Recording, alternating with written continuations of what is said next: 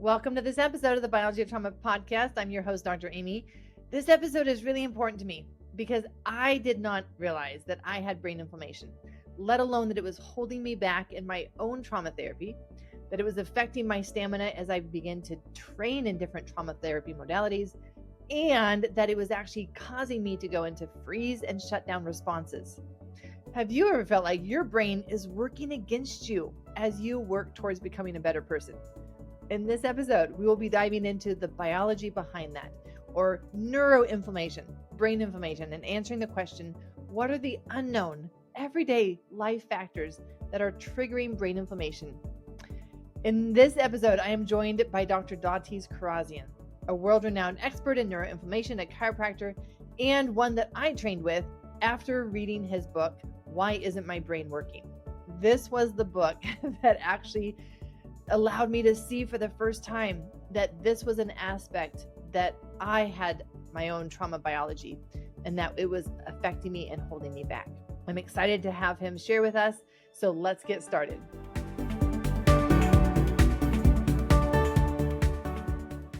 For me, it was key to understand how my prior head injuries had really kind of turned that corner for me and really kind of created a cascade of inflammation that I was having a hard time pulling myself out of.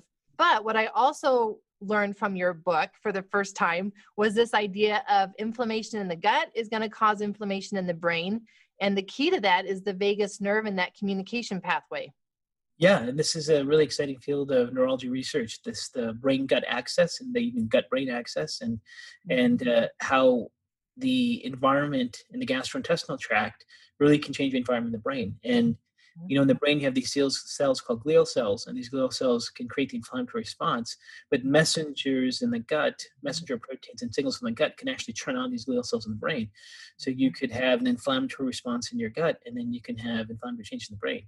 And there's been several studies now published where they see patients that suffer from inflammatory bowel diseases have a high degree of white matter lesions in the brain, which is a demyelination, or the neurons in the brain are getting injured.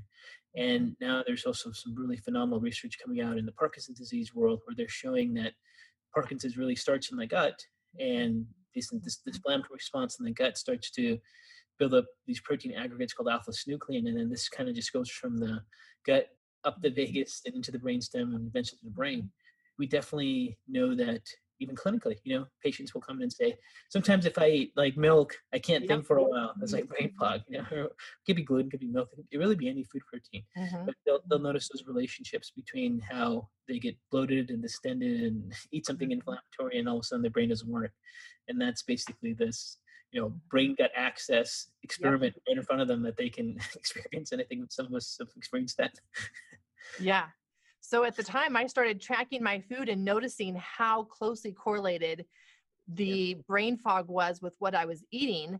But then the more I looked into your work, and then I came to your training on the neuroinflammation, and I learned more deep into that topic on how the food sensitivities can even cause this autoimmune reaction where your own cells are now causing more inflammation in your brain because it's attacking your brain cells, your neuron cells, or other places in your body, other tissues in your body. But it's not just general inflammation. It can actually be starting to trigger an autoimmune reaction in your brain. Absolutely. And I think when you look at the food protein, dietary protein impact on brain inflammation, there's a scale of how severe it could be, right? There's some people that eat it, they get a little brain fog and that's it. Other people, it shuts them down. They can't think and focus for a long time. And then for some people, they can actually get neurological autoimmunity. One of the mechanisms is a mechanism in immunology that they call molecular mimicry or cross-reactivity, where someone develops antibodies against a food protein because they're sensitive to it. But those antibodies are so similar from the food protein to the neurons in the brain or tissues in the brain that those antibodies actually attach to the brain. They can cause a neurological autoimmune type of disorder. And I think the most significant protein studied for that reaction has been gluten, because of something called gluten ataxia, celiac disease.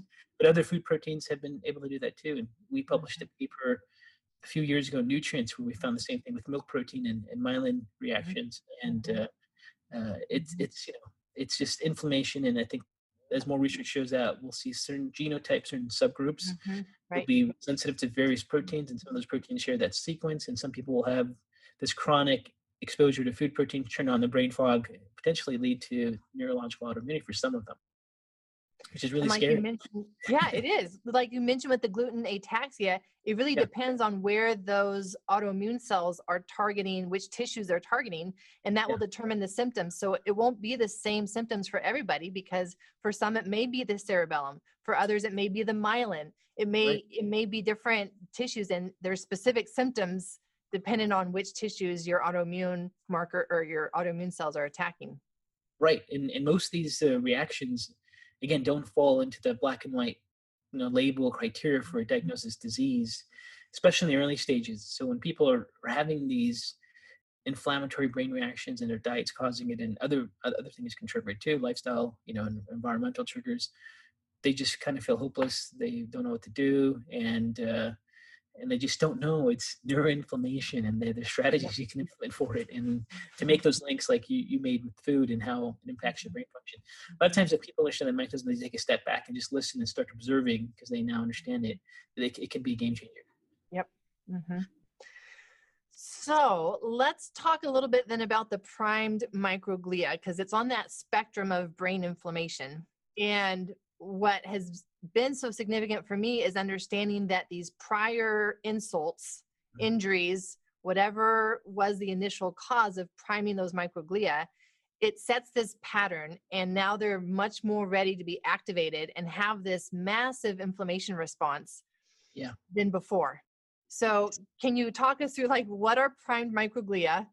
That may not be a term that many people are familiar with yet. Walk Yeah. us through what those are. Sure. So let me just make it very basic for people that are new to all these cells and everything. Within the brain, you have different types of cells. One group of cells are called neurons. Those are things that fire, that allow you to have different functions like thinking, focus, concentration, movement, smell, okay, all those things. Then there's another group of cells in the brain that are called neuroglia, and these neuroglia have different types of cells. The one we're talking about is the microglia, which is very abundant in the brain. The microglia are really important for us for the brain, and what they do is they really clean up our brain. They get rid of debris in our brain. So, as or some of our neurons start to age and get old, they have to basically be cleaned up so you have healthy synapses in between it. And these microglia really serve that function, really keep our brain, in a sense, clean and healthy with nice connections and everything. And they serve other roles too, but that's one of the most important roles. And these microglial cells can, at certain conditions, and most research mechanisms, actually traumatic brain injury, when they get a bombardment, they get severe inflammatory triggers, and trauma is one of the major ones. When someone has like a brain injury, there's a force that hits the brain, neurons shear. As neurons get injured, this inflammatory response takes place, and these microglial cells get so activated that they become what's called primed. And what prime means is that these cells, these microglia, now permanently change their structure. And these microglia have these long arms and legs where they walk, they kind of really travel throughout the brain and scavenge. And then when they get primed, they just stop. And they lose their arms and they just stay in a state of inflammation in that area, normally to get rid of the debris. But pathologically, it can cause ongoing problems because those glial cells just stay there. And now they're really, really reactive to triggering their inflammatory response.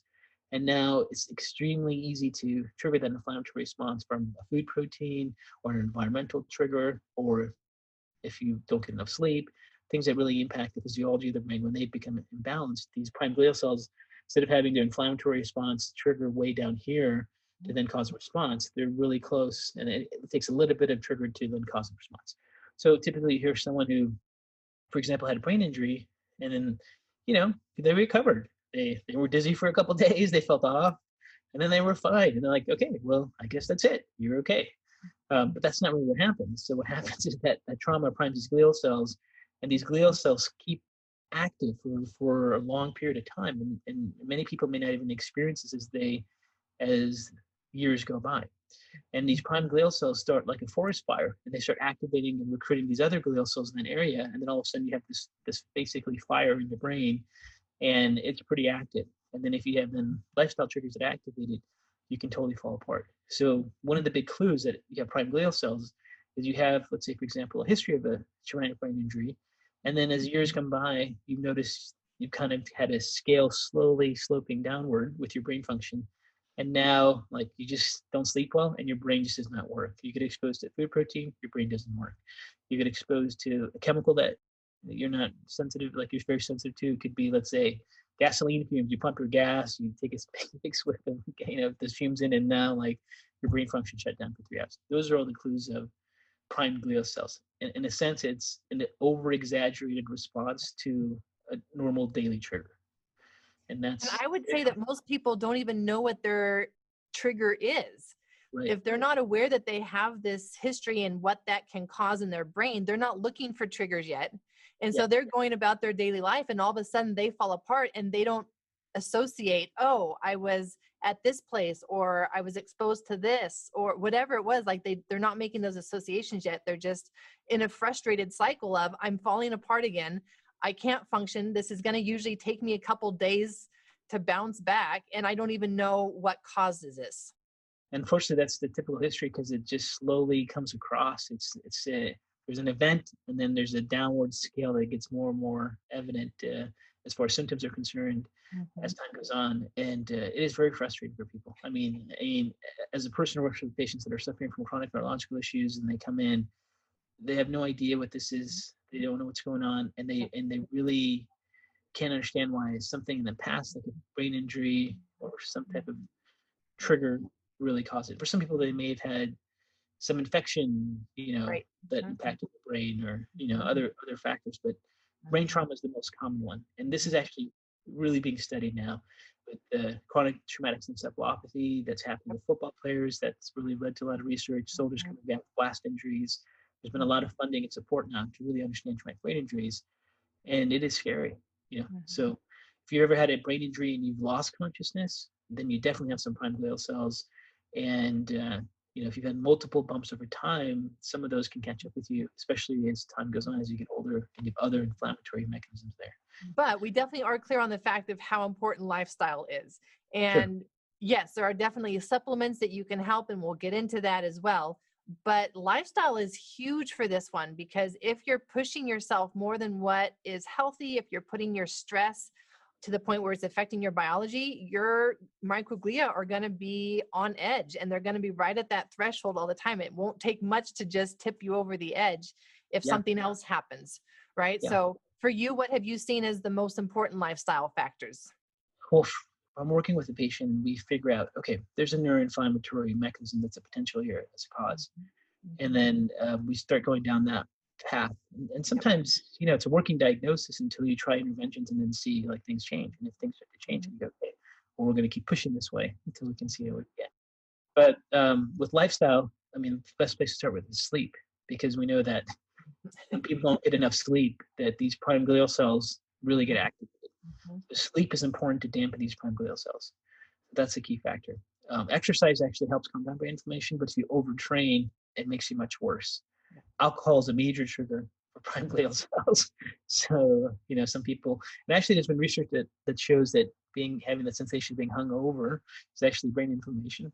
And people that already have pre-existing brain inflammation, like, they just can't handle it, right? They just notice, hey, the key feature of prime glial cells is, like, they used to be able to drink, or now they have last, and they're going to pay the price for a long time like never before. Right. That's a sign of prime glial cell too. So, and then obviously diet. And diet, the key thing is trying to, for the most part, have an anti-inflammatory diet versus a pro-inflammatory diet. Pro-inflammatory diet being the standard American diet: fast food, but partially hydrogenated fats, things that come in boxes and bags like chips and processed foods and microwavable tater tots and whatever that stuff is. But that type of diet is very pro-inflammatory. And an anti-inflammatory would be lots of vegetables, lots of fruits, limited sugar, lots of essential fatty acids, a lot of fish, a lot of avocados. So the standard anti-inflammatory diet seems to make a difference. And for people that have neuroinflammation, they'll know it. Like, they'll know if they have a really inflammatory bowl of greasy French fries and have a pizza and a beer, they're done. Right. Versus eat healthier, all of a sudden their brain function surprisingly is much better. So general inflammation is one of the key factors with it. And then also another major lifestyle trigger that impacts brain inflammation is stability of the blood sugar levels. Yes. So so if they like overeat, then they get, what's called an insulin surge. The insulin churns on these glial cells. They get significant brain inflammation. So high sugar diets, things that really overeating carbs or starches really make them really fall apart. So most people, if they, for example, overeat starches and carbs, they're gonna like shut down and get tired and need to take a nap, like the typical Thanksgiving overeating dinner thing people do, right? But people that have brain inflammation, when they have an insulin surge, they don't just get tired and want to take a nap. Their brain just shuts down. Like they can't remember, they can't think, they can't focus. It's like they really don't have their basic essential synapses happening. So that's one of the key differences. The blood sugar stability is another major one with them. And then if they can get the blood sugar level stable, get enough sleep, get enough rest, get enough exercise without overtraining, and then have this healthy diet, that will start to really impact them from a lifestyle perspective, right? Yeah, I'm so glad you brought up the point about the sugar, because that was a big game changer for me when I read your book and I started going to your trainings, and I realized that what I had thought was a healthy diet ended up not being healthy at all for my prime microglia, and was actually contributing to me constantly feeling like I was on the edge of falling into that brain fog and fatigue. And I remember there being a long stretch where I was doing so many other things right, but I didn't have that diet piece, and specifically like the amount of carbohydrates.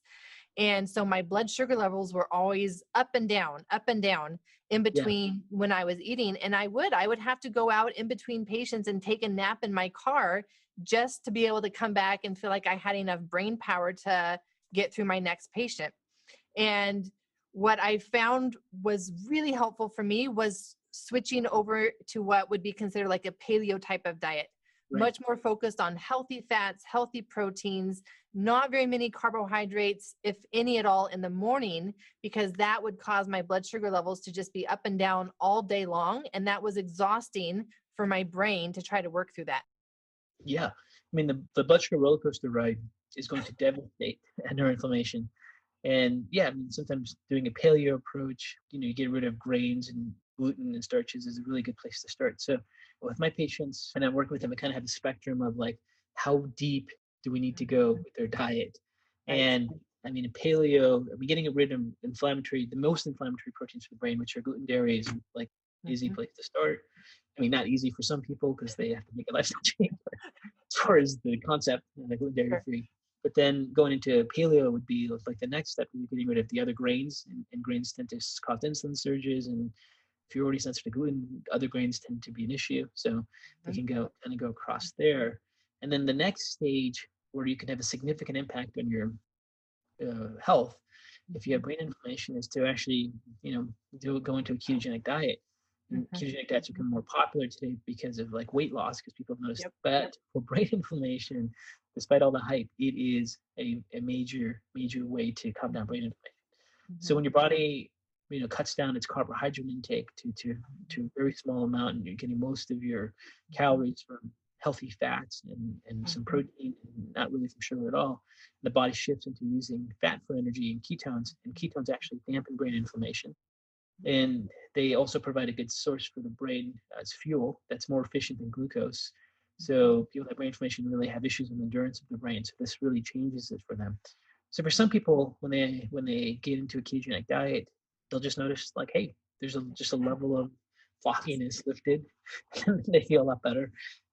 And then the most exciting research about prime glial cells is really autophagy, which is the process of these cells die off. And you can't get rid of these cells, but the really only way to get rid of these cells is if you activate autophagy. And this is where fasting comes in. And if people do engage in what is called intermittent fasting, and you cannot do this if you have a blood sugar problem to start with. You have to, don't like eating donuts and cookies and sugars all day if that's your diet, and then try to fast. You will crash. Brain inflammation will get much worse. You'll fall apart. People, if you're new to this field and this concept, you're listening and you're worried about brain inflammation, just know that fasting is something you kind of work into. The best way to work into fasting without totally falling apart and feeling awful, especially brain inflammation, is to first, cut your sugar intake down and get rid of that addictive sugar surge symptoms, progress into learning how to do a ketogenic diet so you get into ketosis for a while. And once someone gets in ketosis for a while, their body gets used to using fat for energy, and that can take 6 weeks, that can take 2 months Mm. for some people, and then they'll just notice that they wake up and they're just not hungry, Yep. and then they'll just feel like they don't need to eat because their body's using fat for energy, and they can go longer and longer without eating, and eventually they can go into like a 14-hour fasting window and a 16-hour Mhm. fasting window Mhm. without really ever noticing any Mhm. significant crashes. Mhm. And that period of going from keto to a 16-hour fasting window without eating anything for 16 hours, and they feel fine, could take 3 to 4 months. Exactly. It's not like it's going to happen overnight. And here's the thing: you can't stress out an inflamed brain with trying to Right. push fasting. People tend to Mhm. crash and do that. Mhm. And then once they get into a fasting state, into this 16-hour fast, then occasionally, if they can, try to do a 1 day fast. And then research shows that 3 day fast has this most impact on getting rid of Mhm. these cells, these prime cells through autophagy. So if I'm working with lots of patients that have brain inflammation and had traumatic brain injuries, and for some of us, like we're still working with them, they're a year into it, and they still haven't gotten to the point where they can do a 3 day fast. We're working towards it. But we know once they get that physiology set where they can handle that, and they start clearing that debris, and they can start doing a 3 day fast every quarter, we're going to see lots of things change with them. Yeah. So that's the long So process. exactly. And that brings me to my next question, because it's been my personal experience as well. And then I've seen this in lots of patients of mine. So I'd like you to weigh in on this and bring your expertise to this. And that is, how do you know how much stress you can put on your brain, even if it's good stress, right? How do you know how much stress you can put on that? What pace you can go at when you have these prime microglia? Because I have made the mistake many times of going too far, too fast, even if it's a good thing, trying to Yeah. get to that intermittent fasting and trying to do ketosis, Yeah. and going too fast and suffering the consequences and being challenged for a few days as my brain is in this massive inflammation state. So how does a person pace themselves? How do they know? Can they tell before they actually cross that line of activating their microglia again? Right. So the bad news is there's no consistent method for everyone. The good news is your body, it will tell you. So, so it's like all the theories are out of the window because your body will say, no, no, no, this is not working. So as far as like an everyday thing, I mean, if you do have an injury and you do have prime glial cells, for example, and you're very susceptible to inflammation reactions in the brain, then your level, for example, of exposure to a food protein that can typically cause some brain inflammation can be totally different. You also have not had sleep, so it's a combination of different factors that kind of combine, and at some point, as you kind of become aware and conscious of like how sleep and diet and exercise really impact your brain function, you kind of find your like where you function best at, right? So you find your threshold, how much exercise you can really do without crashing, and what makes you really feel well, and then what kind of diet you need to do to really feel well, how much sleep you need to get. And every time you deviate from that, then you're vulnerable to the other things. And then the goal is to kind of find out your baseline of where that is. And then as far as like transitioning into a diet where you go into fasting, like that's a common thing where most people go too fast and then they crash. Because why wouldn't you want to be better sooner if this is the way to do it? Well, you got to listen to your brain, and your brain will tell you. So the easiest thing is just know it's a process. It takes a little bit of time, and you're healing all the way through. So if you cut down sugars and starches, you're calming down brain inflammation, and you're on your way to helping your cell function and get to the next stage. So it's very positive. It's not like you have to jump into it, right? And then if you started to get into ketosis and you're starting to make ketones, that's very protective for the brain. That's very healing itself, and you're going to get some major benefits from that. Then when you get to intermittent fasting, now you're really promoting the autophagy, where you're getting rid of this debris of these neurons. And then if you go longer, you even get greater response. It could take a year for most people to get to that stage. For some people, it can be 6 months, but it's not going to happen like in 2 weeks. I mean, you can really crash if you try to do it too fast. Good. Well, I've pulled out some of my supplements from my brain here that Yep. that I've got. Can you walk us through what would be some of the more important ones for the prime microglia if a person has a clear history of concussion and has these types of symptoms of just shutting down? Sure. There's actually been quite a significant amount of publications on various nutraceuticals on brain inflammation, microglia, the polyphenols, antioxidant plant compounds, have been shown to really block these inflammatory responses. It doesn't cure it. It just, it's adding some water to the inflammation, bringing it down.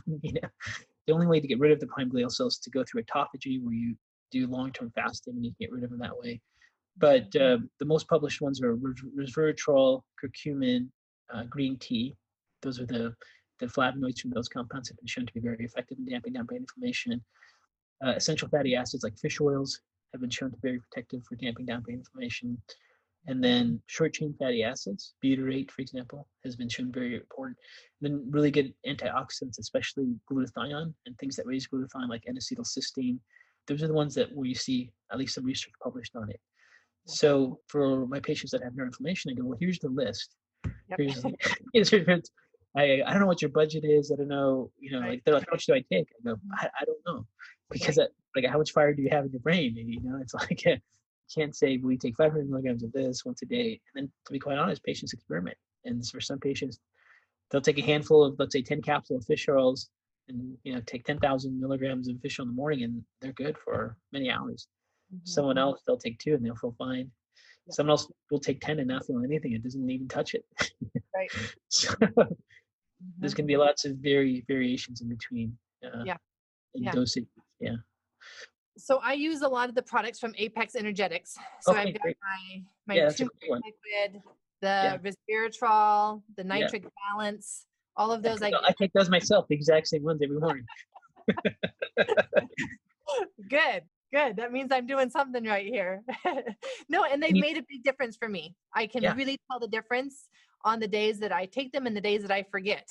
Yeah, and I have a 14-year-old daughter, Yeah. And she's been taking those same liquids because she, as a kid, she's always had a hard time taking capsules. Yeah. But she's taking like liquid turmeric, liquid resveratrol, liquid glutathione, and nitric balance, which is vinpocetine, which helps get blood flow to the brain. Yep. Ever since kindergarten, she's going to high school now. Man, I wish I had started taking those in kindergarten. Just the strategy of just dampening inflammation in your body, especially brain inflammation, is so critical.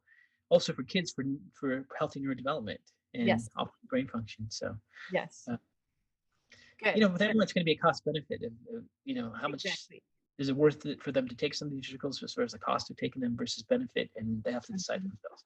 Some of the other supplements that for me have been very helpful that I know that you talked about as well are the magnesium. So I've got multiple forms of magnesium in the triple calm, and then I have the one that's specific for the brain, right? The magnesium trionate. Yep. And then vitamin D has been really helpful for me as well. And I'm not sure if that's more because it's bringing down the inflammation in my gut. And so that's helping my brain. But for me, a relatively high dose, like 10,000 of vitamin D every day has been really helpful for me. Has that been your experience at all? Well, I think vitamin D is so crucial, and it's so important for so many pathways that are also inflammatory. They have impacts on Tregs and general inflammation. But I think the point you're making is you've noticed the tremendous benefits, so it's like dialed in to you. Someone else may not. Doesn't mean they don't need it too. But I think for some people, some things will have a different impact on them versus other ones. So there is a little bit of experimenting. And then if you just don't know, then you should take kind of like a broad spectrum of some of these nutraceuticals. I list them in my brain book in the chapter on neuroinflammation too. But you covered all the major ones, and those are the most important ones. Yeah. Well, thank you so much. I really appreciated your sharing your information and your experience. Yeah, it was a pleasure. Get to connect again. And if you're a practitioner or a provider, please look up his Kharrazian Institute where he has all the trainings that he has. I highly recommend those. Those have been game changers, not only for me personally, but then for my practice as well. And read his books, pour over them, because like I said, they've made a big difference and they are so comprehensive that there's so much benefit there. So if we have my website called Dr. K News, drknews.com. We have lots of articles on Dr. K News and information about the books. So if you need any information, we have some for you. Yes, please. Like Dr. Kharrazian has saved my life, saved my health. Well, thank you so much. And thank you for tuning into this episode of the Biology of Trauma podcast. If you got anything out of this episode, I invite you to drop a comment in the show notes. There is a place there at the bottom of the show notes. Please drop a comment. It means a lot to me to know what you're getting out of this episode. If you would like to know more about this topic, then I have resources for you that are also in the show notes. I want to share with you the top 3 nutrients that I use for tackling brain inflammation. This is a free guide, and it will give you the 3 simple nutrients that you can start with today. There are also related podcast episodes that you will want to check out. Episode 2, the long-term effects of brain inflammation with my friend Dr. Peter Kahn. Episode 27 was on how does brain fog and brain inflammation affect our progress in somatic trauma therapy. And then episode 101 is on brain inflammation with it being a gatekeeper to trauma release with my friend Dr. Austin Perlmutter. Have a few YouTube videos that are also on the topic. I'm sharing a top supplement for brain inflammation and signs of brain inflammation on those YouTube videos, and I will have the links for all of that in the show notes. There are supplements that can help, and I continue to take supplements, and you will understand why. So magnesium treonate is one that I take every single day, and I will share with you the one that I take. I'll have the link for that in the show notes as well as my full supplement brain inflammation protocol. This is what I take. I take this for prevention, and then when I have an active trigger, then I'm taking the full dose of the protocol, sometimes even the double dose. So I will link to my own protocol in the show notes. I am here to save you time and money by bringing you practical information that will help you accelerate the healing journey. So please take a moment, subscribe, rate, leave a review. Your feedback is how I know how to improve this podcast, bring you great content, and help others find information that can change their life as well. I'm your host, Dr. Aimie. Until next episode, lots of love.